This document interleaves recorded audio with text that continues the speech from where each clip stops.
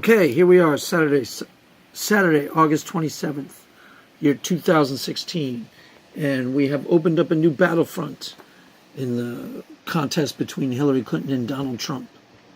Which candidate is the most bigoted? Who's the real bigot? Is it Hillary Clinton or is it Donald Trump? Now,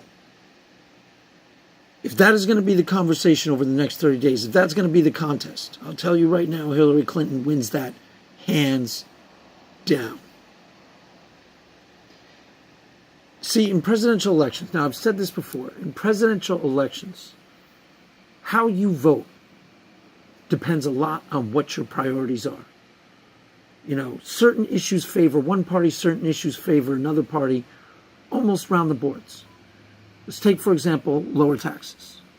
If lower taxes is your priority, if that's what's really important to you in a national election, if that's your thing, you know, you're 99 times out of 100, you're going to vote for the Republican. Now, there are Democrats who will run, who will give lip service to the idea that they're not going to raise your taxes, they're going to lower your taxes too. But nobody really believes them. They don't really have any credibility in that area, or at least not enough. If that's really your priority, if you go into a national election and that's the main thing deciding your vote, which candidate is not going to raise my taxes, 99 times out of 100 you're going to vote for the Republican.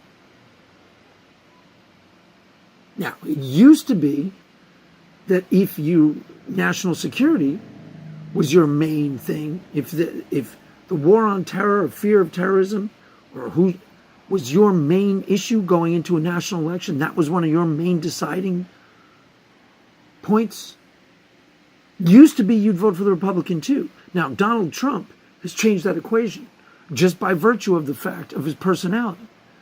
He has ceded that advantage because his personality and his temperament is so unstable and so erratic that he scares people. It's really, really easy to see him, you know, us not being safe with him in charge by virtue of the fact that he is an unstable personality. So he has ceded that argument. It used to be that was hands down for the Republicans. If national security was your issue, you would vote for the Republican. If war on terror was your issue, you would vote for the Republican. Now, the Democrat would try to combat that, but that issue would favor the Republicans. So where am I going with this? If racial inclusiveness, if that is your main issue when you vote in a presidential election, that is your main priority. Which party is the more racially inclusive? Which candidate is going to be the more racially inclusive? I mean, that's a no-brainer. You probably never voted Republican in your life. That is hands down, you favor the Democrats and you vote for the Democrats. If racial inclusion is your main issue in a national election, which person is the more racially inclusive? You probably never voted Republican. You're almost certainly a Democrat, and you may be an independent, but you probably never voted Republican in your entire life. That's just how it is. I mean, that's a no-brainer slam dunk for Hillary Clinton.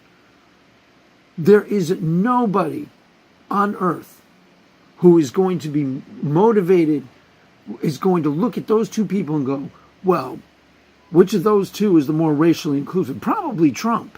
I mean, it just doesn't work like that. You have to have some credibility in the area in which you are trying to get the vote. You have to have some credibility. That's why we always favor one party over the other in specific areas, because one party has credibility in that area and the other does not, or has less so. I mean, that's just the way it is. If racial inclusiveness is your main priority, there is no way you are going to vote for Donald Trump. And it's insane of them to make that the argument. If that becomes a conversation in the next 30 days, Hillary Clinton is going to win this election in a walk. You know, it's like when John Kerry was running against George W. Bush. Part of the reason why George W. Bush won is because the Republicans did a really good job of framing the national conversation, making that election about terrorism, which naturally favors the Republicans. So John Terry would try to be, I'm going to be as tough on terrorism as that guy. That was his argument. That's a losing argument. If Donald Trump's argument is I'm going to be as racially inclusive as Hillary Clinton and the Democrats, that's a losing argument. There's no way anybody is going to take that seriously. He has no credibility in that area whatsoever. She wins that in a walk. That's just the facts.